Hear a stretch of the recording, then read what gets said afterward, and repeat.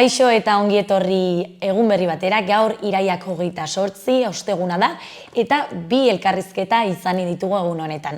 Batetik, bi astetan behin etortzen den ohiko kolaboratzaile bat, Xabier Mangado, historiaz mintzatzeko eta zehazki gaur San Fermin txikitoren inguruan hitz eginen dugu. Eta bestetik Ander Zabaleta, folkirrika jaialdia aurkeztera dator, folkirrika ere elkartearen izena da, eta Ander honen kidea da, eta folkirrika jaialdia aurten kuartangon ospatuko da, bihartik aurrera, asteburu hontan, iraiaren 29an, iraiaren 30an eta urriaren 1ean. Eta asteburu honetako egitaraua kontatuko digu, eta beti bezala, elkarrizketak baino lehen goazen betiko dukiarekin.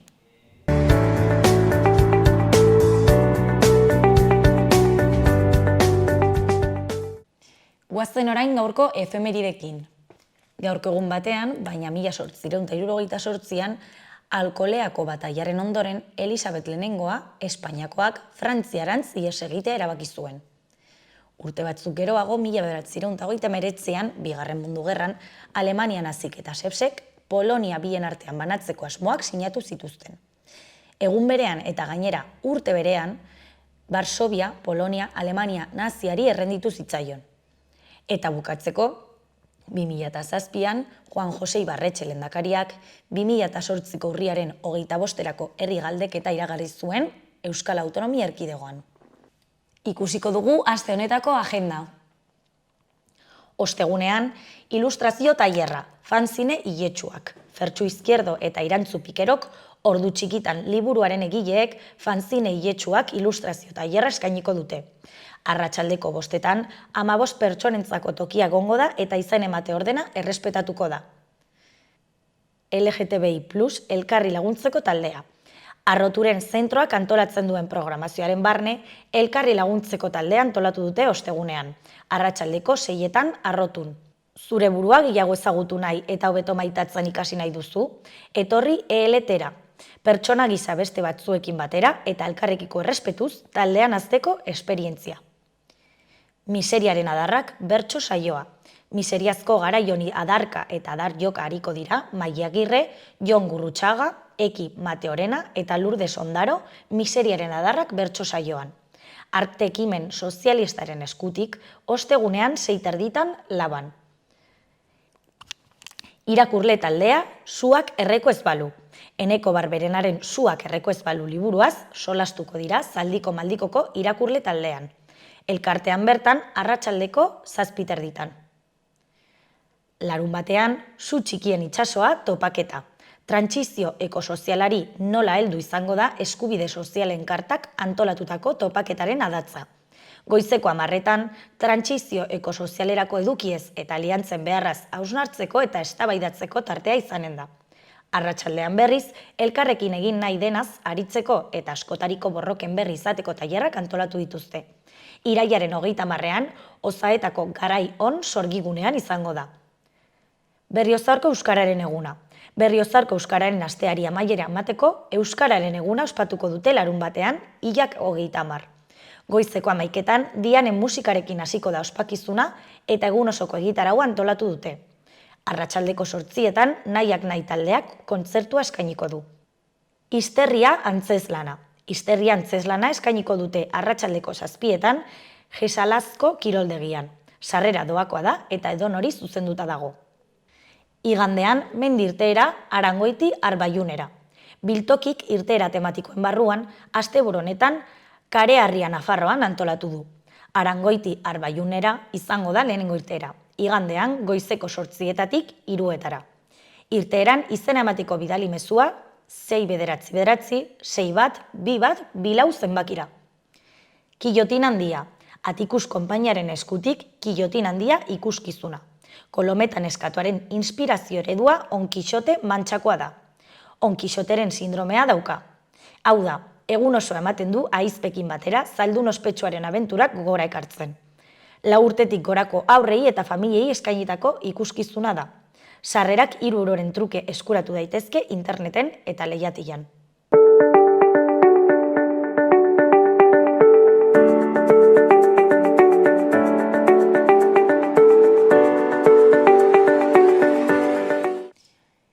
Ikusi dezagun gaurko egunkarieko azalek zer dioten.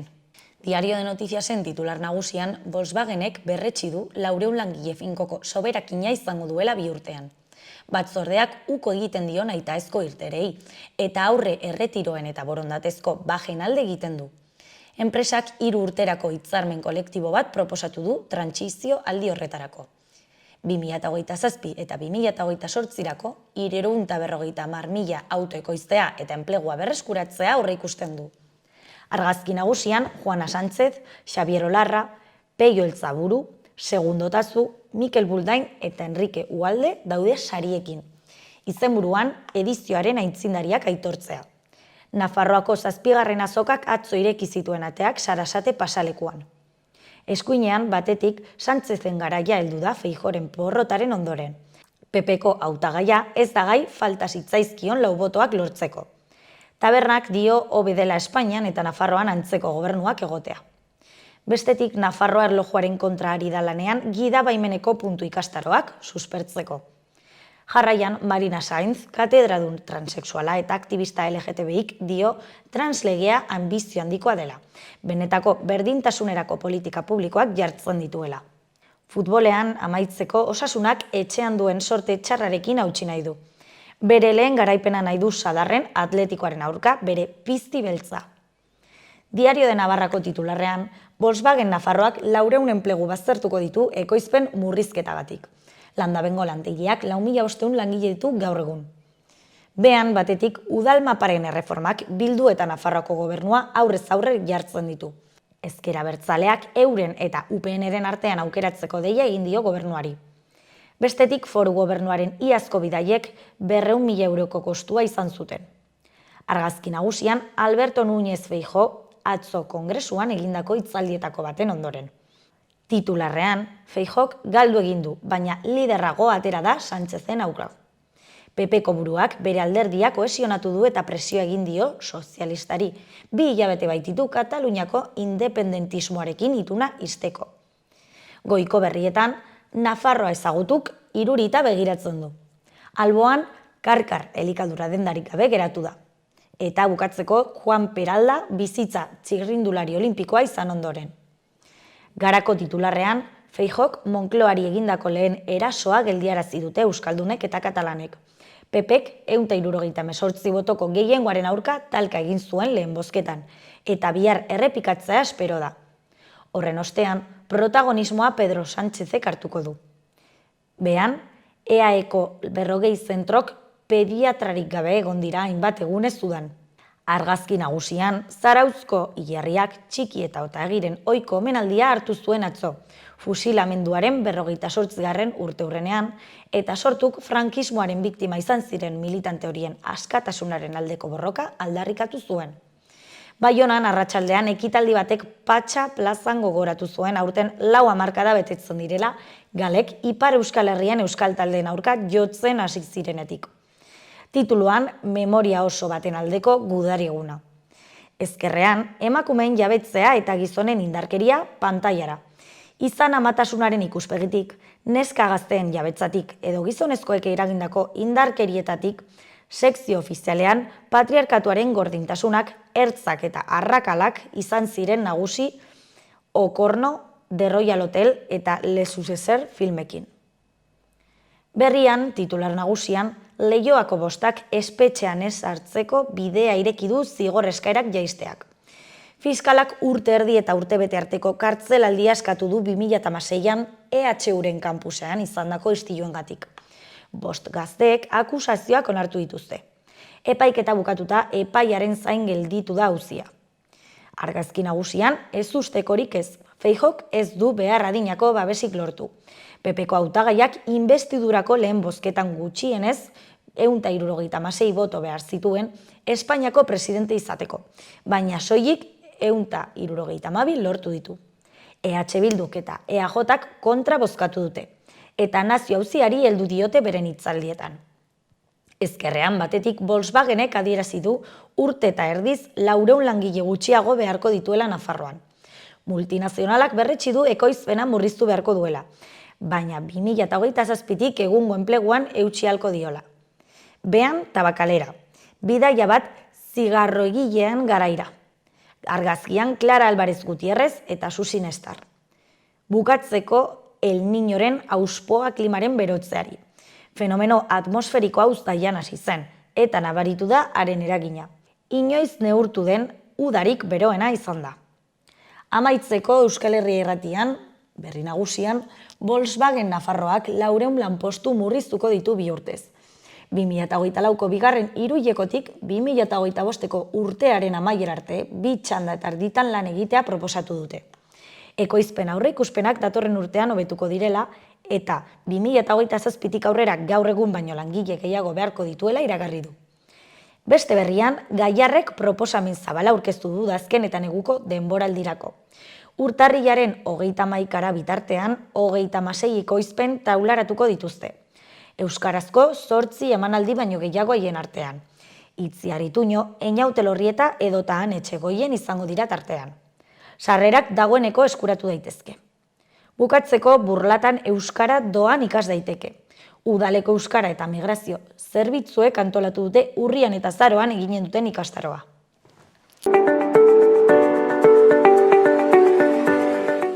Gaurko eta biharko eguraldia entzun ditzagun. Gaur eguraldiak ildo beretik jarraituko du. Berriro ere eguraldia lasaia eta eguzkitsua izango da. Kostaldetik hurbil tenperatura maksimoak zertxobait jaitz daitezke, baina gainerako lekuetan balio altuenak 30 gradu ingurukoak izango dira. Egun sentian lanbro pixka bat sor daiteke, baina gainerako orduetan oskarbi egongo da. Haizea ahul-ibiliko da, hego haizea nagusituko da goizean eta arratsaldean kantauri isurialdean iparrarela egingo du. Eta arratsaldean kantauri isurialdean iparraldera egingo du. Ostiralean berriro ere behe-odeien tarte odeitsu batzuk sortuko dira kantauri isurialdean, eta ugariagoak izango dira mendebaldean. Hegoaldean ez da horrelakorik izango, giro eguzkitsu eta garbiarekin jarraituko dute. Temperatura maksimoak jaitsi egingo dira, eta jaitsiera nabarmenagoa izango da kantauriko eskualdeetan, non ez diren 25 graduak gaindituko. Ordurik gehienetan ipar osagaiko haizea nagusituko da.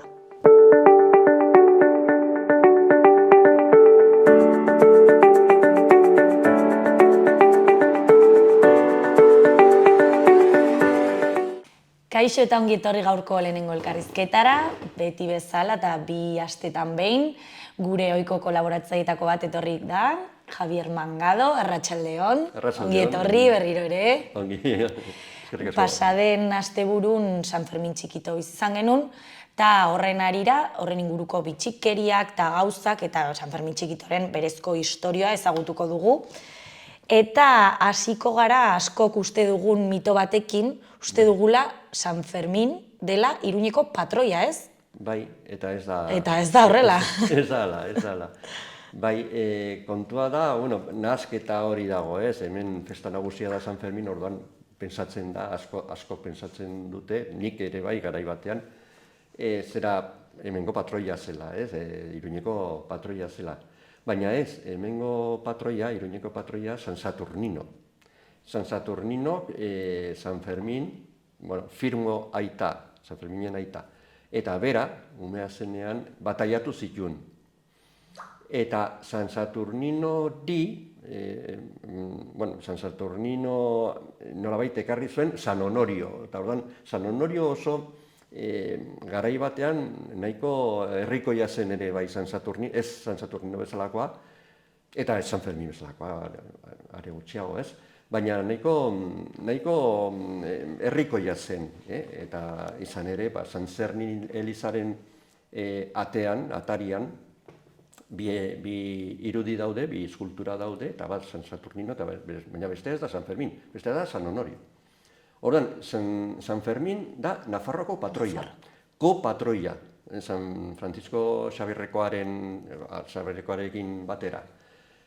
Eta Iruñeko patroia ere bai, baina Iruñeko Elizbarrutiko patroia, diozesis. Osea, ez da hiriko patroia, baina Elizbarrutiko patroia bai.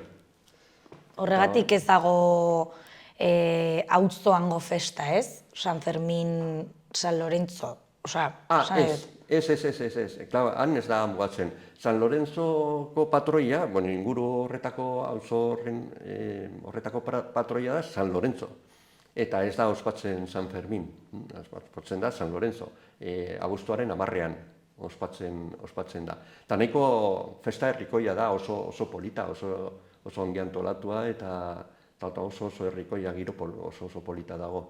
Baina San Fermin ospatzen da Iruñan, ospatzen zelako San Ferminaren ohorez, hiriko azoka, feria, ganadu feria. Eta horregatik egiten zen irailean. Baina, ferien inguruan beti dago jai giroa, ez? Eta probesten da, hainbat saltoki jartzeko eta holakoak, ez? Postuak jartzeko eta hori guztia. Eta orduan, hasi ziren nolabait festa giroa nabarmentzen, ez? Hasi ziren ere zezenketak egiten eta horako ospakizunak egiten, ospakizun zibilak. Kontua da, irailean, hemen Iruñan nahiko eguraldi kaskarra izaten da. Eta orduan askotan zezenketa suspenditu behar eta hori guztiak, gora bera hori guztiak gertatzen ziren. Eta orduan, udalak eskatu zion apezpikuari, apezpikua zen nagusia, inguru honetan, aldatzeko. Eta azkenean aldatu zuen, baina apezpikuak, ez udalak. Apezpikuak aldatu zuen urritik uztailera. Eta arez geroztik, 16. mendean, pentsatzagun, bost mende eskaz, duela, bost mende eskaz, baina, zera ja arez geroztik Uztaien zazpian. Gero badago beste data bat irailaren 25ean, ez? Hori da, San Fermin txiki, edo San Fermin aldapakoaren festa, hor ospatzen da, uztailean ospatzen baldin badira feriak, orain feria makaldu da, geratu da patxal, ez? Nagusia da festa. Baina feriak, San Ferminen feriak, irailean ospatzen da San Ferminen martirioaren eguna, ustezko eguna, Hirurehun eta 3. urtean gertatutakoa, 4. mendean gertatu zena. Eta gero, jama dago, beste 3. festa bat, askoz ere bilduago gure Iruñan. Eta da, urtarrilean, ospatzen da, igande aldakor batean. Seguntze igandetan dauden, eta han ospatzen da San Ferminen erlikiak ekarri zituztelako Amienzetik Iruñera. Orduan, ospakizun hori biltzen da hori bai, San Fermin kaperan, San Lorenzo elizan, hango auzokideak eta biltzen dira, baina nahiko jendetsua da ere bai, baina bakarrik elizkizuna da. Noiz jasotzen dugu San Fermin aldapakoaren edo txikitoren lehen notizia? Lehen notizia idatzia da 16. mendean. Beraz, konkistaren ondorengo urteetan. Lehenago zegoela, segurenik bai. Ze tradizioz esaten da, bertan, San Fermin aldapakoaren tokian, zegoela Firmoren etxea. Osea, San Fermin jaio zen etxea, jaiotetxea. Orduan, han egin zuten, oroimen bezala, egin zuten kapera bat, gero ja garatu egin zen pixka bat, txukundu eta azkenean badago eliza, dagoen eliza, eta komentua da ere bai. Han daude Ama Birjinaren bihotzeko fraideak, korazonistas, hemen korazonistas izenekoak, baina lehenago izan zen, han egon ziren trinitarioak, monjak eta, badaude kongregazio batzuk pasatu direnak handik. Eta nola ziren lehenengo San Fermin txikitoriek, jai horiek? Oso herrikoiak, omen ziren, oso herrikoiak, jendetsuak, baina bertakoak, ez? Gaur egun bezala, baina gaur egun jendetza handia, ez, biltzen da. Baina auzoko festa bat zen, Nabarreriako festa. Orduan, Nabarreriako festa izanik, gogoratu behar dugu, Nabarreria hiria, Hiriburgoetako lehenengoa. Horko nagusia zela, agintari nagusia, zela apezpikua. Eta ez udala eta ez erregea. Orduan, han hasi ziren ja gora berak, ze festa horiek oso errikaiak izanik, dantzaldiak ziren eta hola, eta badago pasaje bat, idatzita bilduta dagoena, eta irakurriko dut erderaz, dago, gaztelaniaz, ikusteko ze mentalitate zegoen garai hartan, ez? Teniendo en cuenta, araudia da, araudi bat, teniendo en cuenta que en los bailes y danzas de los mozos y mozas de servicio se hacen con mucha descompostura y señales deshonestas, como son abrazarse las manos con las mozas, con ademanes de besarse y otras cosas de atrevimiento, se ordenaba que los bailes debían de terminar 4 horas antes de la cena y que de ninguna manera se practicasen en los zaguanes y entradas de casas, aunque lloviera, y advertían al juglar que apenas observase alguna deshonestidad dejase de tañer la música. Eta hau oso bitxia da, zen el juglar, hori, personaje hori, musikaria, ez? Musikaria. Zer jotzen zuen? Txistua? Baleike, segurenik bai, txistua jotzen zuen. Tuntunero, omen zen. Baina, aginteetan eta araudietan, garai hartan, beti zera ardura ematen zioten, botatzen zioten, leporatzen zioten zera juglarrari, musikariari. Osea, zerbait gertatzen baldin bazen, zerbait arraro edo deshonesto edo zela dena delakoa, orduan zera el pagano zen musikaria.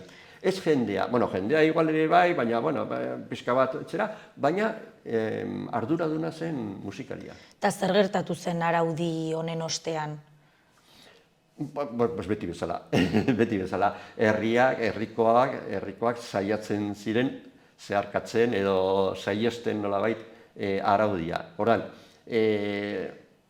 kendu, ezen kendu. Gainera, giro hori edo mentalitate hori, oraindikan mantentzen da kanta herrikoi batzuetan ere bai.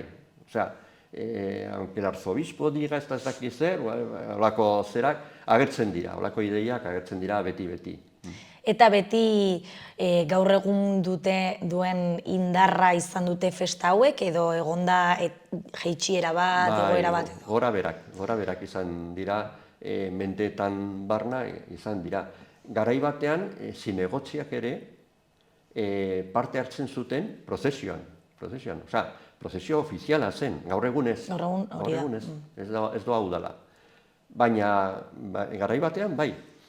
Gero, utzi zuten joaten, orduan, zera herrikoiago bihurtu zen ere bai, gaur egun ere bai gertatzen da gauza bera, ez? Auzoko festa guztietan badago, batez ere honetan, Iruñean, mamian dagoelako kokatuta, ez? Beti gertatzen da gauza bat. Gauza alde bat da ofiziala, eta bestea da herrikoia. Gaur egun izan dugu, eta beti izan dira tirabirak. Gaur egun, aurreko joan den astekoan, argi eta garbi izan zen, ez? Hainbat ekitaldi debekatu zituzten, udalak. Baina gero ja badago herriak antolatzen dituenak, ez? Herrikideek. Eta garai batean, berdin. Epeak, baziren garaiak makaltzen hasi zirela, gero gora berriz, gero bera, gora bera batzuk izan dira. Orain gaude, olako jonjor batean. Noiz hartu zuen fama handi hau, edo pisu handi hau? Batez ere, ustez, ez? Baina guk ezagutu ditugunak, nire ustez, direla jendetsuenak. Eta Iruñan egia esan handiagoa da, ez? Garai batean, pentsa ezagun, 20. mendearen hasieran erdian 30.000 pertsona, 30.000 lagun.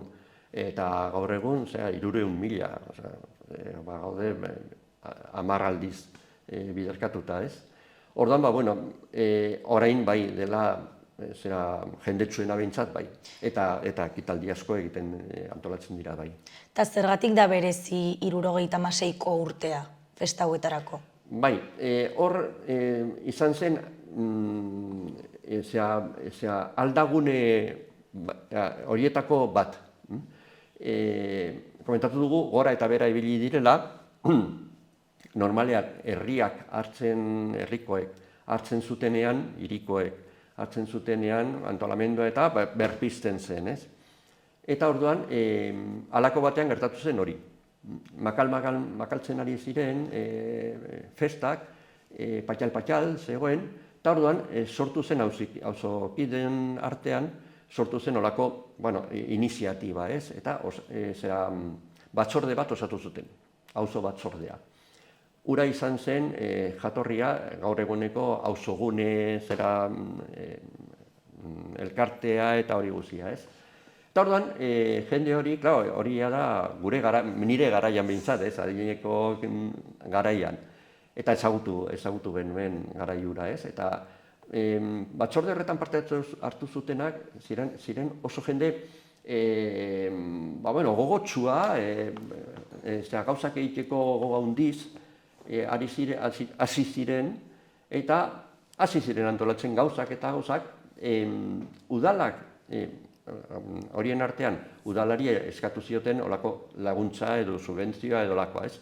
Eta orduan udalak laguntzaren laguntza eman zuen, baina laguntzaren barruan konparsa zegoen.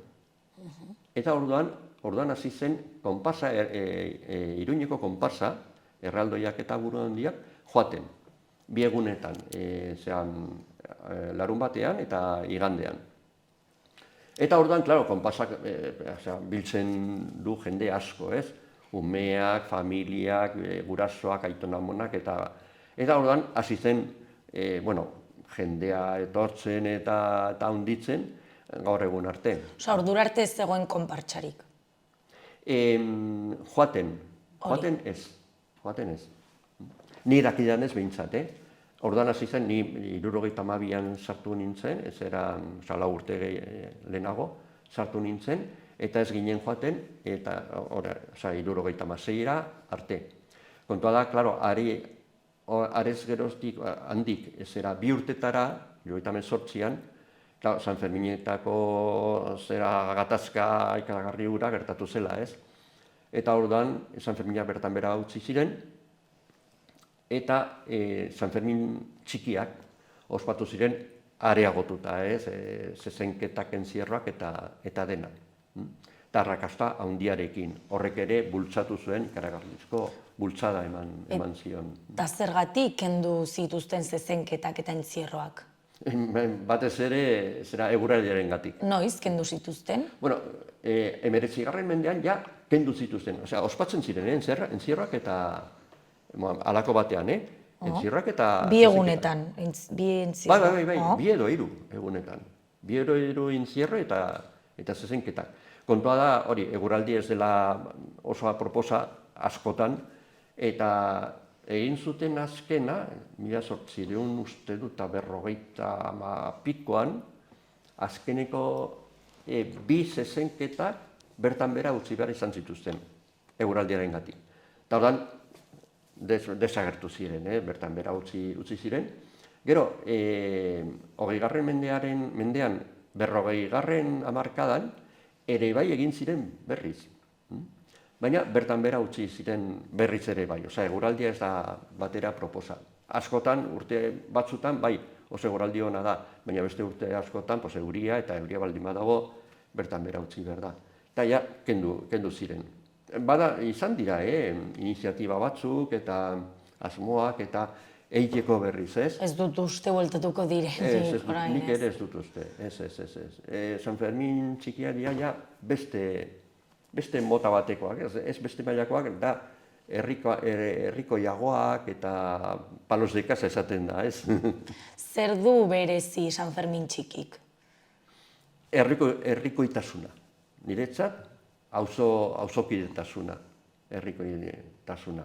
Bai, han herriak eta auzoak parte hartzen du, bultzatzen du, parte hartzen du, gozatzen du, eta bukatzen du. Eta jazta, ez? Bai, udalak, parte hartzen du, laguntza ematen du eta hori guzia, baina, klaro, araudia ere aplikatzen du.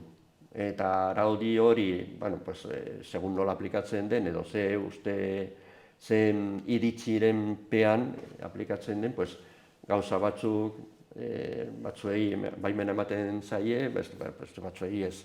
Eta hor dago ez, tirabira horiek badaude beti ez. Baina udalak, eta laguntzaren azpian, laguntzaren barruan, konparsa dago, hori bai. Eta zer alde ditu adibidez 78ko San Fermin txikitok gaur egungokoari begira? Nik aipatuko nuke jendetza. Baina egitarauari begira, aldaketa asko gondia? Orduan izan ziren entzierrak eta zezenketak, baina garai hartako San Fermin txikiak giroa zen berdin-berdina.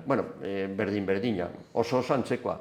Orain, zera taberna gehiago dago, konsumo handiago dago, zaratere handiago dago, auzokide batzuk haserretzen dira, eta ala, ez? Nik uste dut horri jartzen ari zaiola bidea, konponbidea.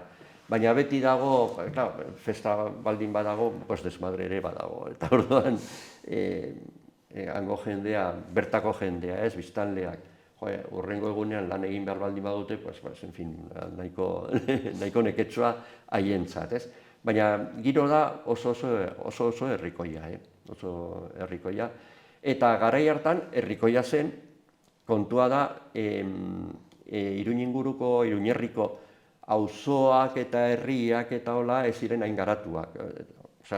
Batez ere, biztanlegoaren aldetikan, ez? Eta orduan, haunditu da asko Iruñerria. Orduan, handik jende asko eta asko etortzen da San Fermin txikira.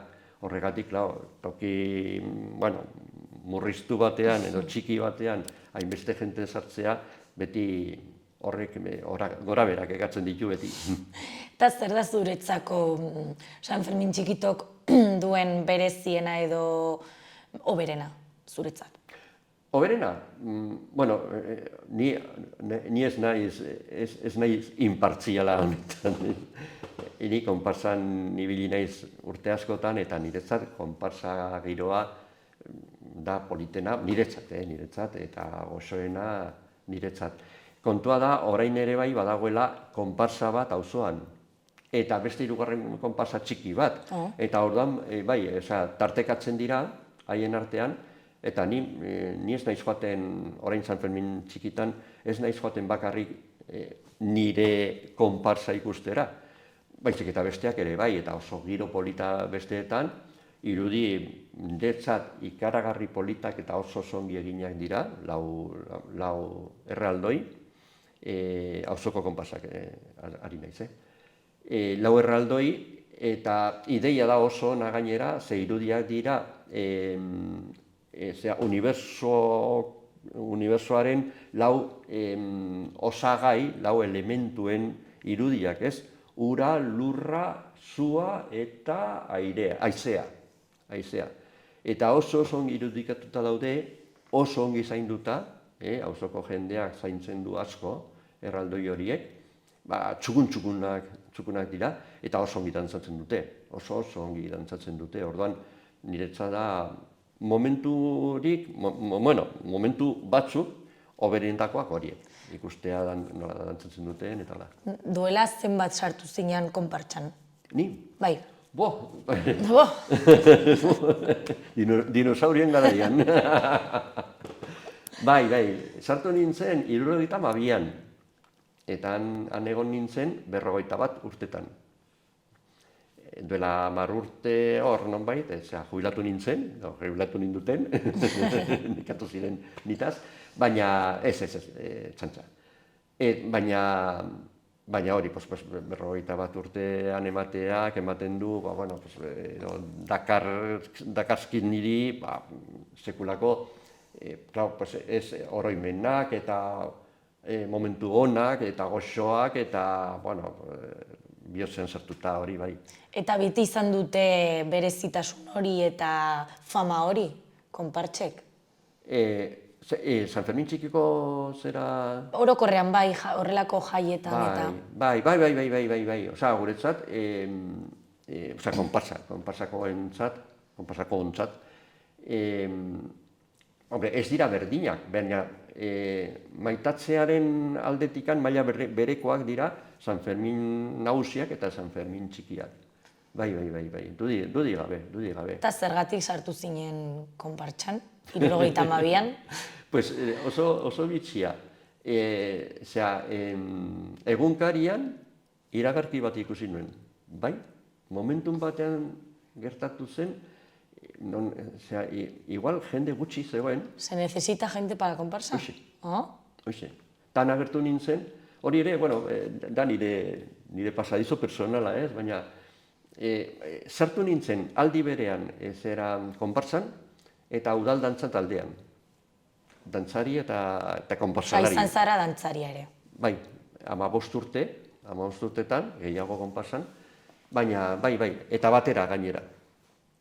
Eta orduan, konparsan agertu nintzen lehendabiziko egunean, zan zen, goratzen dut, uztailaren 6an, Riaurriau batean.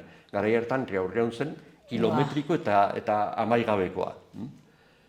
Orduan, sartu nintzen, ilusio handiz eta esan ziaten, zu Zaldiko. Bale, Zaldiko, umeekin jolasteko eta bale oso ongi, eta lagunak esan zian, beti bi ibiltzen gara, ez?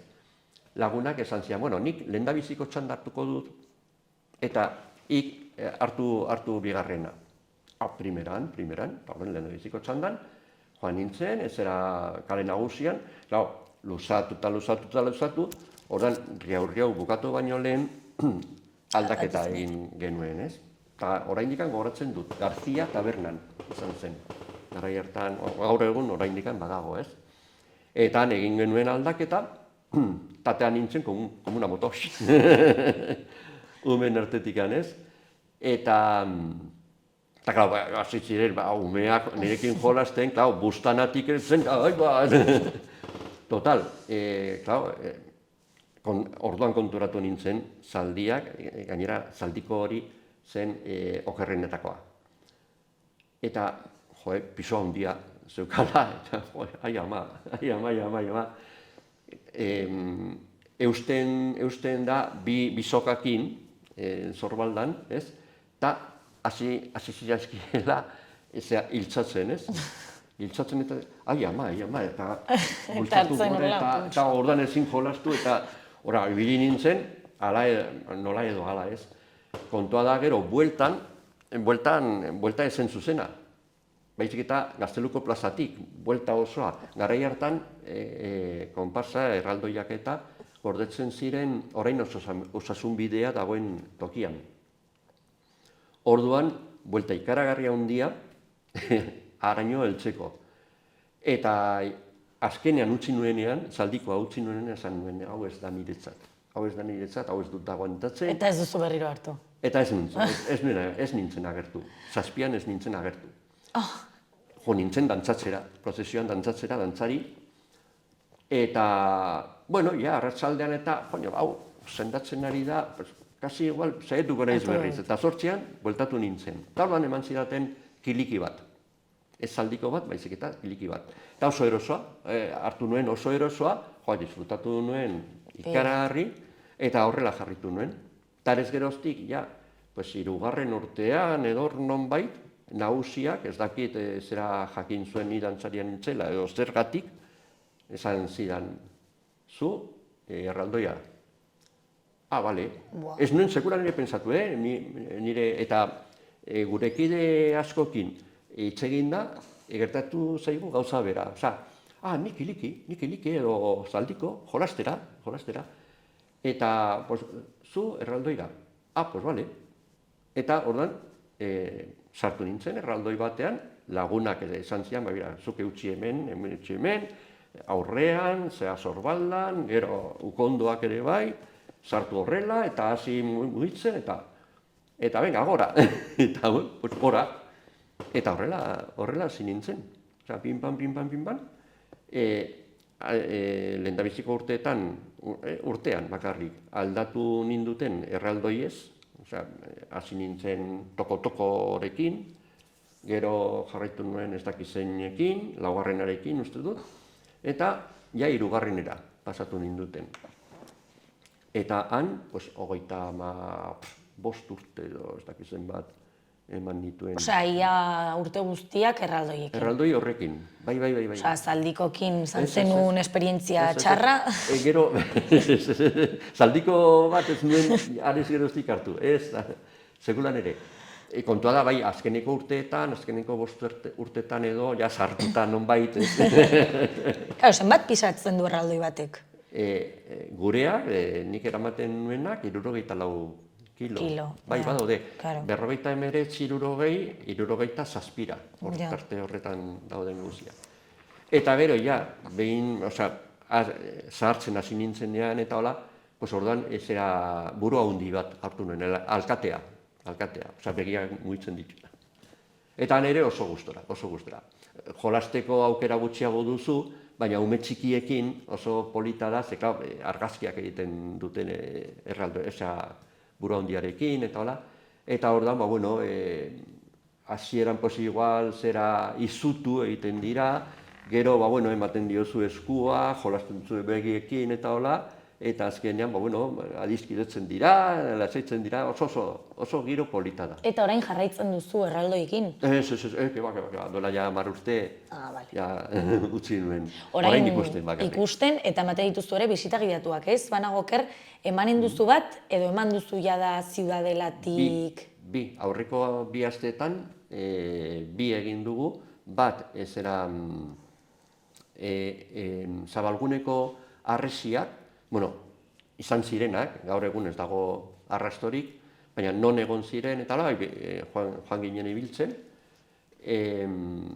eta oso ongi, jende, euskeraz egin genuen, eta Ateneok bultzatuta, Ateneok eta udalak ere bai lagunduta, eta Ateneok antolatua, eta oso ongi, jende pilo bat elkartu ginen, zerrendatik kanpo geratu ziren batzuk ere bai, ni sekulan ere euskerazko zera ekitaldi batean, normalean gutxi egoten gara.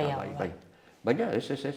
Eta joan den astean, Ziudadelan, eta ere bai oso polita izan zen, oso erakargarria, egunen batean igual etxingo dugu Ziudadelari buruz. Hori esan behar nizun, urrengo astean edo hitz eginen dugu bisita gidatu horren inguruan. Bai, edo hori, Zabalguneko harresia, edo Ziudadela. Oso pasadizo asko daude, eta historio asko daude, eta normalen ezagutzen ez ditugunak, eta batzutan pasatzen zara kale batetik, eta polita edo itxusia edo ez dakit, baina horren atzean badago historia eta batez ere historioak, ez? Ze historia, jasota dago liburuetan eta hola, baina historiotxoak eta pasadizoak eta bitxikeriak, hori ez dira inezagunak, gure gurasoek eta gure aitona amonek ezagutzen zituztenak, eta non baitetik edo bestetik heldu zaizkigu, eta nik uste dut merezi duela zera plazaratzea. Hurrengo astean hitz eginen dugu honen inguruan. Mila esker eta beti bezala plazer bat. Oso gi, plazerra nire.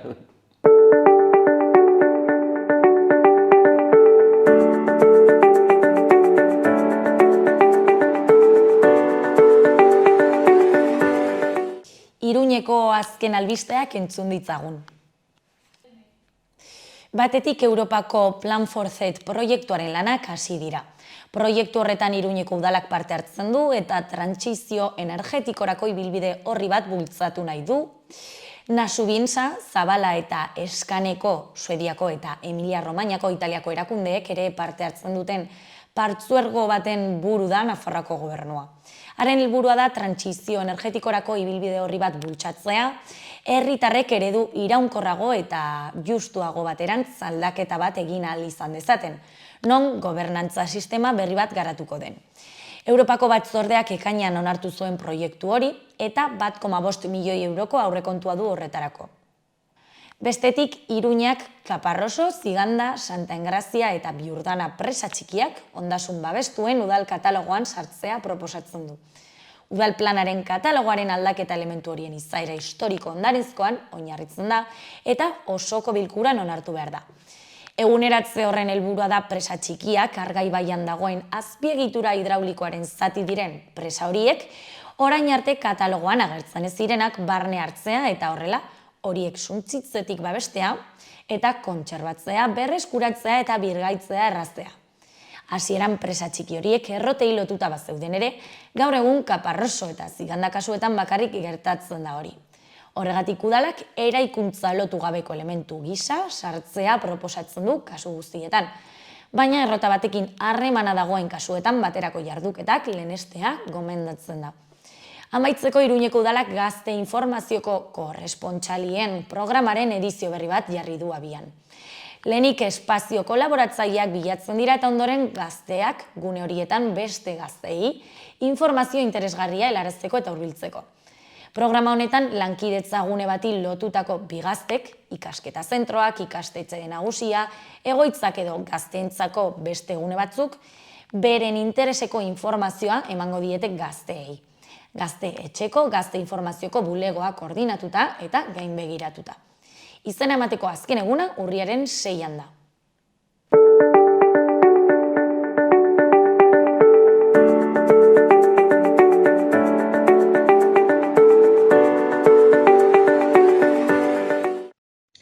Kaixo eta ongi etorri gaurko bigarren elkarrizketa, gaingoan Ander Zabaleta daukagu gurekin, Folkirrika elkartearen kide, ongi etorri, arratsaldeon. Arratsaldeon, eskerrik asko, plazerra. Kuartangok Folkirrika jaialdiaren bigarren edizio hartuko du 2023ko iraiko azken asteburuan, zehazki irailaren 29, 30 eta urriaren 1, eta haien webgunean izanen duzue izena emateko aukera, ez? Zergatik jarri diozue jaialdi honi zuen elkartearen izen berdina, Folkirrika? Aldera ona, igual gauzak simplifikatzeko. Elkarte hau aurreko urtean sortu genuen eta elkartea sortu genuen konkretuki jaialdia antolatzeko asmoarekin.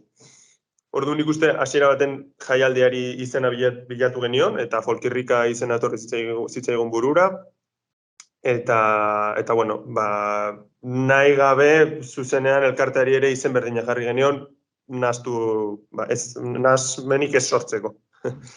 Eta zein helburukin sortu zenuten elkartea? Elkartea sortu dugu 4-5 lagunek, batzuk Gasteiztarrak, besteak Iruñakoak eta Suitzako lagun bat ere badaukagu. Sortu dugu Balfolka, oin jungo naiz pixka kontzeptu hori azaltzera, ezagutarazteko Euskal Herrian. Balfolka da Europako fama desente daukan dantzaldi mugimendu bat, esan genezake. Oinarritzen da Europako dantza tradizional ezberdinetan eta dena dago zuzeneko musikaz lagundua, dena dantzari begira.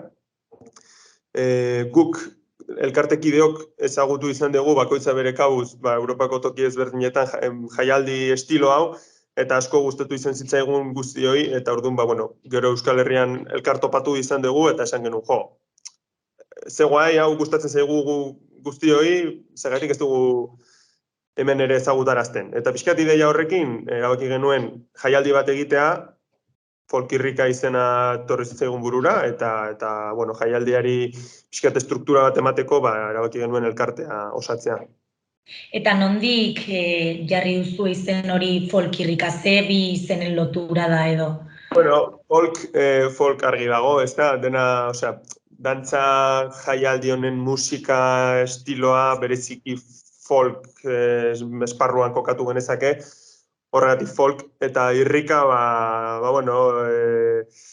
irri egin arazten digulako guni, eta irrikitan egoten gerelako, hurrengo jaialdian noiz, ara juteko, ez da?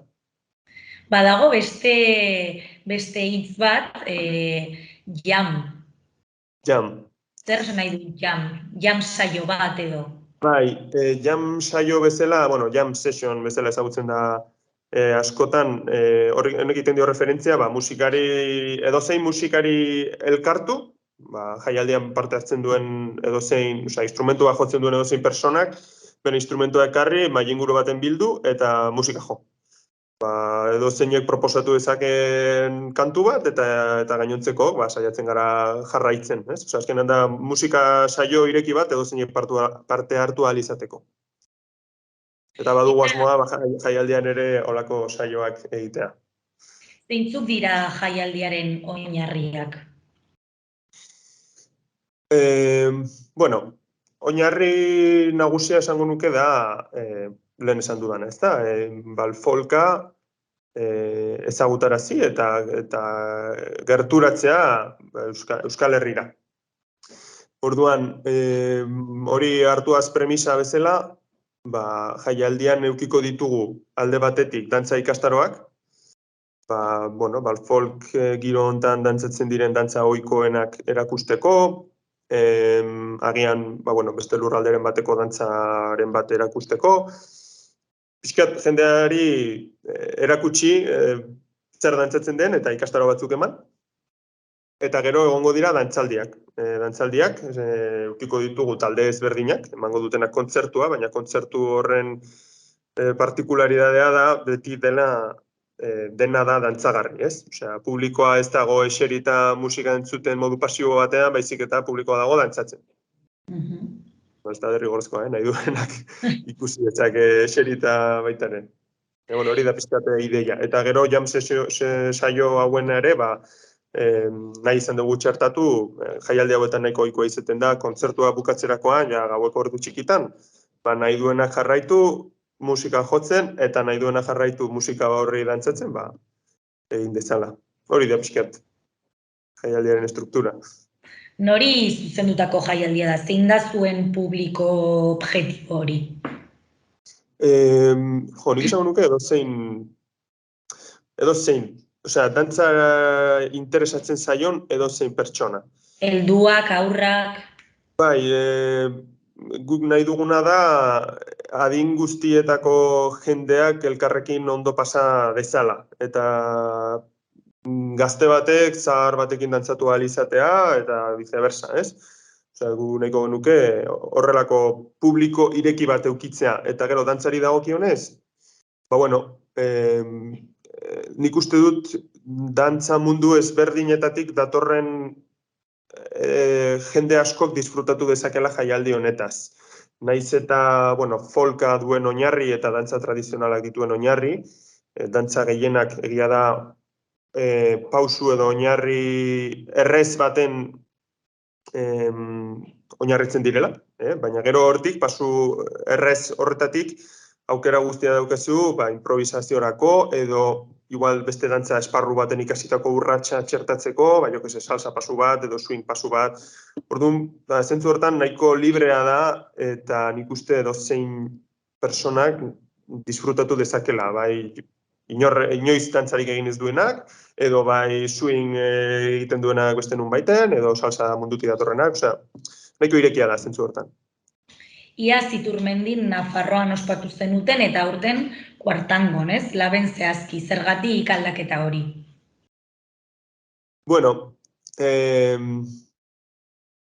Urtea izan zen lehenengo edizioa, eta nahiko, igual ez dago ondo gelditzen esatea, baina presaka antolatu genuen.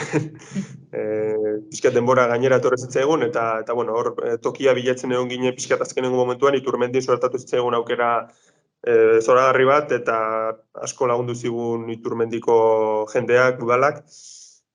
Baina, egin genuen frontoi baten, igual akustikoki ez da kalitate honena, eta oraingo honetan pentsatu genuen, bilatu dezagun, igual gure interesei hobeto adaptatzen zaion toki bat, eszenatoki igual handiago batekin, egurrezko lurrarekin, espazio eman komun gehiago ditzakena, eta hor bilaketa prozesu hortan topatu genuen Kuartango Lab delakoa, eta, maite mindu ginen segituan.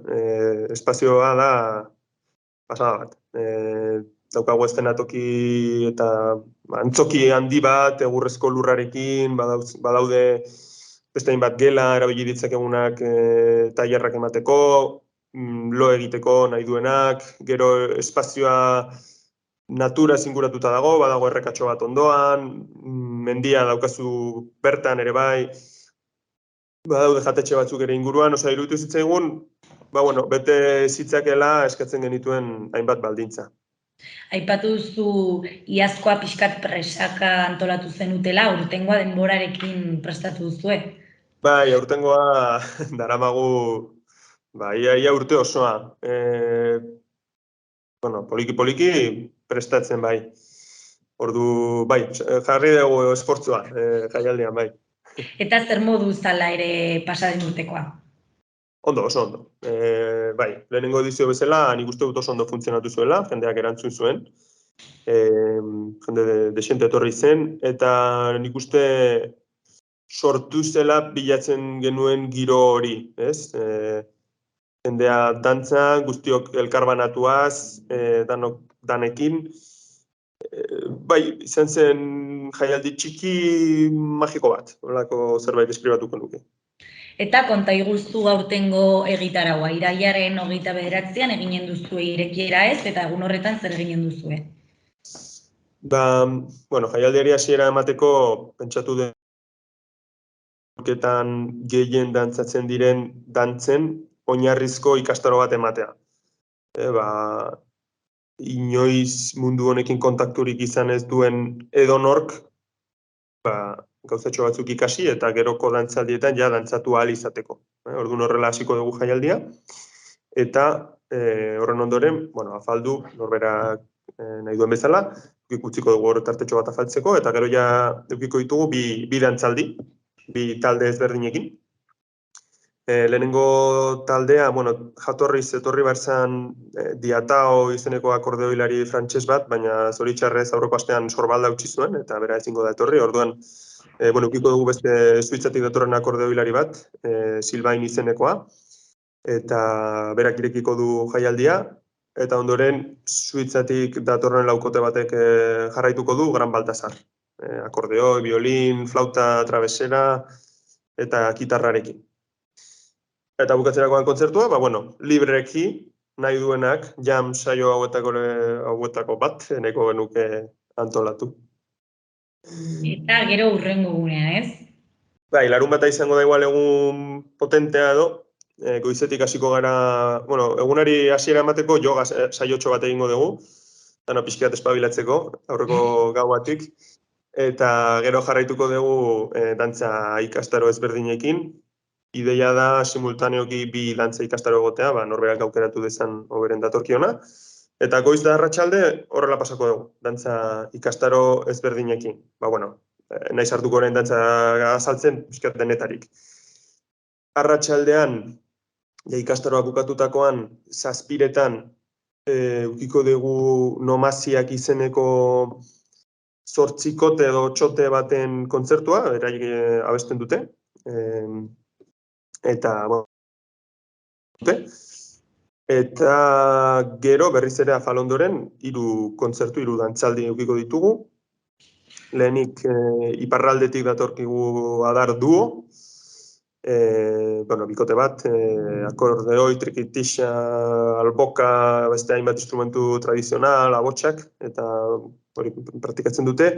Gero berriz ere Gran Baltasar, ostiraleko talde berdinak beste tartetxo bat edukiko du larun batean, eta bukatzeko Bizkaitik etorriko da Eingo taldea, trikitixa oinarri hartuta, bereiek bukatuko dute emanaldia. Eta igandean, berriz ere yoga saiotxo batekin ekingo diogu egunari, gero Izaskun Iturri dantzariak eskainiko digu euskal dantzen ikastaro bat, pixka berari utzi diogu libreki berak erabaki dezala zer erakutsi. eta bukatzeko bertako talde batez, zure eta lur taldeak emango dio amaiera ja jaialdiari, beste dantzaldi batekin, eta holaxe bukatuko dugu. Eta kontzertuak non emanen dituzte do dantzaldi horiek? Bai, izango dira, Kuartango Lab bertan, Kuartango Lab da edifizio handi bat, eta zentroan, erdi-erdian dauka antzoki handi bat, bertan izango dira dantzaldiak. Eta euskal dantzak sartzen dira folk horren bertan, edo ez? Bai, azkenean, folkaren barruan edo atarki horren azpian sartu daitezke dantza tradizional, lurralde ezberdinetako dantza tradizionalak, horrela esan dut, eta horren barruan euskal dantzak ere badukate beraien txokoa. Are gehiago, Europan zehar dauden folk jaialdi hauetan askotan ikusiko duzu frantses talde bat edo suitzar talde bat fandango bat dantzatzen. Orduan, han ere egiten dira, eta egiten dira jauzien ikastaroak, eta orduan, bai, badu kabida noski euskal dantzak ere hemen barruan. Non da famatuen folka? Nik esango nuke, folk jaialdi handiena da Frantzian, Frantzia erdialdean, Genetins izeneko herri txiki baten, eta ospatzen da uztaila bukaera abuztu hasieran, 2 aste irauten du. Eta, hor jende piloa juten da, talde pilo bat, ikastaro. Norbaiten nahi baldin badu folka ezagutu, izan daiteke toki ona, hasteko, Genetins. Eta zuek izan zarete lehenengoak Euskal Herrira ekartzen, jaialdi hau, edo? Ez dakit lehenengoak izan garen folka modu batean edo bestean ekartzen igual ez. Igual hori esatea, gehiegi esatea da, baina horrelako jaialdi formatoan nik uste dut baietz. Nik ezagutzen dudala behintzat. Nola ezagutzen nuen zuk? Nik ezagutu nuen 2012. Uda hartan erabaki nuen nahi nuela Bolondres kanpamendu batera jun, kanpo de trabajoren bat egin. Eta bilatzen, topatu nuen bat Belgikan, eta deskripzioa zen, folk jaialdi bat, dantzekin, ez dakize, gure ardura zen montatzea jaialdia, ez? Eta iruditu zean oso erakargarria, nik trikitisa jotzen dut aspalditik, eta pixkat hortik ere interesatu zitzaidan, eta kasualidadez topatu nuen nire burua folk jaialdi baten, eta asko gustatu zitzaidan. Bai dantzari dagokionez, eta bai musikari dagokionez ere bai. Ze konkretuki trikitilari bezala, akordeo diatonikoa asko jotzen da jaialdi hauetan, eta izan zen pixkat mundu berri bat ikustea. Trikitisarekin zenbat gauza egin zitezken, ez? Eta hor ere ni behintzat, lehuratu egin ninduen. Eta hor ezagutu zenitun zure kideak edo nola esan zen elkartearen sorrera hori? Elkartearen barruan ere, edo laguntzaile bezala ibiltzen da adibidez nire anaia. Eta nire anaiak folka ezagutu zuen bere kabuz modu paraleloan Suitzan, bera Suitzan egon zen hainbat urte lanean, eta han, badauka indar de xente, berakan ezagutu zuen, eta orduan elkarrekin hasi ginen gerora jaialdi ezberdinetara juten. Eta horrela, juten zera pixka jendea ezagutzen, eta jaialdi hauetan ere ezagutu genuen beste elkartekide bat, Iruñarra, Dani. Eta gero, Danik ere bere bikotea gerturatu zuen folkera, horrela poliki-poliki juten zara saretzen, ezta? Eta topatzea dituzu Euskal Herritar friki batzuk gustuko daukatenak. Esan genuen, guazen egitera zerbait. Ez dugu aipatu, baino asteburu horretan lo egiteko aukera gonen da, bakoitzak bere reserva egin behar du? Badago lo egiteko aukera. Badaukago alde batetik kanpin-denda jartzeko espazio bat. Beraz, norbaitek kanpin-denda loi nahi badu badago aukera hori. Edifizioaren barruan ere jarriko ditugu pare bat gela. Norberak bere esterila eta sakuarekin lo egiteko aukera izan dezan. Hori da jaialdiak eskaintzen duena, gero hortik aurrera, norbaiten nahi baldin badu inguruan zerbait bilatu, hori noski badagoela aukera ere bai. Eta lo egiteko aukera hori sartzen da kuotaren barne edo kanpo? Bai, hori sartzen da barne, ez da extra bat ordaindu behar horregatik. Bueno, eta ez dut esan, norbaite furgonetarekin etorri nahiko balu hori. Bai, eta bueno, kuota aipatzen dezula, badaukagu jaialdirako kuota bat. Jaialdi osoan parte hartu nahi izan ezkero, 3 egunetan parte hartu nahi izan ezkero, izango lirateke 75 euro. Eta gero, bueno, egunaren arabera, norbaitek ostiralea bakarrik etorri nahi badu, edo igandean bakarrik, prezioaren murriztuko litzateke. Oin memoriaz ari naiz, uste dut ostiraleko eguna direla 30 euro, larunbata egun osoa 40, eta bakarrik gaueko kontzertuetara etorri ezkero 30, eta igandea bakarrik 20 euro. Eta gero afariak, bazkariak eta? Bueno, hori guk jaialdi bezala ez dugu eskaintzen catering zerbitzu bat. Bai jarriko ditugu eskuragarri mailak eta aulkiak nahi duenak bere janaria ekar dezan eta elkar banatu edo bertan jan, aurreko urtean nahi behiz Iturmendin horrela egin genuen, danon artean ekarri genuen bakoitza bere janaria eta gero guztion artean elkar banatu genuen. Hori aukera badago, eta gero horretaz gain, badago justo jaialdia, Kuartango Lab honen ondoan sagardotegi bat, zabalik egongo dena. Eskaintzen dituen menuak, uste dut aste honetan ere bokatak eskainiko dituztela, nahi izan ezkero, eta badago beste taberna bat 50-60 metrora ere bazkari zein afariak eskaintzen dituena. Orduan aukera egon badago. Eta noiz arte dago irekita izena emateko epea? Ez dago mugarik jarri. Zabalik egongo da izena emateko epea, jaialdi egunera arte ere bai, eta baita jaialdira izena eman gabe ere aukera dago bertan izena emateko. Orduan, zentzu hortan, ez dut inor desanimatu nahi jaialdira ez etortzea izena eman ez duelako. Osa, baizute, denak kortan gora. Eta zenbat pertsonentzako espazioa duzue jaialdian? Guk aurre ikusten dugu gutxi gora bera 120-150 pertsona sartu ditzakegula ondo.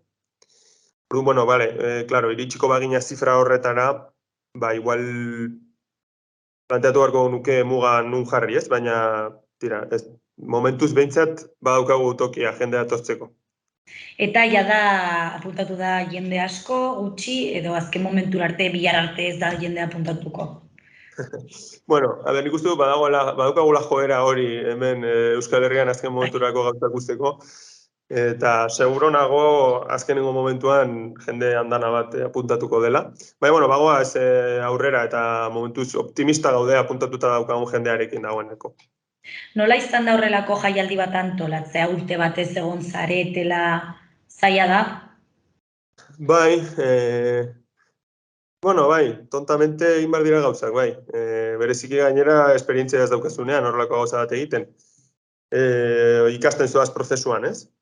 Baina konturatzen zara aurrera zoazen enean, gauza bat egin da, beste hau ere egin behar dugu, eta gero beste gauza bat suertatzen da.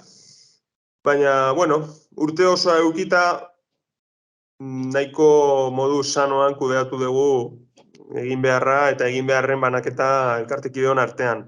Baina azteko tokia bilatzeko, jun toki ezberdinetara, bisitak egitera, galdetzera, presioak, ez dakit, eta gero gauza asko, galdera asko, janaria zer, lo egiteko tokia, kotxea usteko tokia, elektrizitatea, soinu ekipoa, argiak, konturatzen zara gauza asko daudela prestatzeko. Baina, ez du ikasten da. Ez dakit momentuz goizen galdetzeko, baina pentsatu zue elkartean jaialdi honetaz aparte zerbait gehiago antolatzea? Barkatu ez dizut ondo entzun galdera, moztu da. Bai, ez dakiala goiz den galdetzeko, pasaren urtean sortu zenutelako elkartea, baina jaialdi honetaz apartea pentsatu zuen noizbait zerbait antolatzea? Egia esan, oraindik ez. Momentuz nahikoa eduki izan dugu jaialdiaren prestakuntzarekin, eta momentuz behintzat urtean behineko maiztasuna nik uste nahikoa izango dela guretzako. Etorkizunean, auskalo. Baita ere jendearen erantzunaren arabera, erabaki barko dugu, gauza ekimen gehiago antolatu edo ez. Bai, zergaitik ez, izan daite. Urte batzuk barru bilakatzen da kriston jaialdia, ez? Egia den. Gertatuko balitz, bai, eman barko genioke buelta bat, gauza gehiago egiteari, klaro. Bueno, Ander, hemendik animatu jendea, zure eskuetan usten dut azken segundutxo horiek, animatzeko jendea jaialdian parte hartzeko. Bai, dantzatzeko gogoa baldin baukazute, jende berria ezagutu, musikaren inguruan disfrutatu bai dantzan, bai musika joaz, musikari bezalaren ikustut jaialdi honetan asko disfrutatu daitekela, naiz eta bi ezkerreko hanka eduki. Etorri, kuartangora, jende jatorra topatuko dezute, eta toki zoragarri bat deskubrituko dezute seguro, beraz, hemendik animo guztiak. Hala, Anderrek esan duen bezala, jendea animatu, eta, Ander, plazer bat izan da zu hemen izatea, eta disfrutatu, ongi pasa, eta espero ezagun jaialdi honek gutxinaka garrantzi hartzea. Eskerrik asko, plazerra izan da bai. Mi esker. Aio.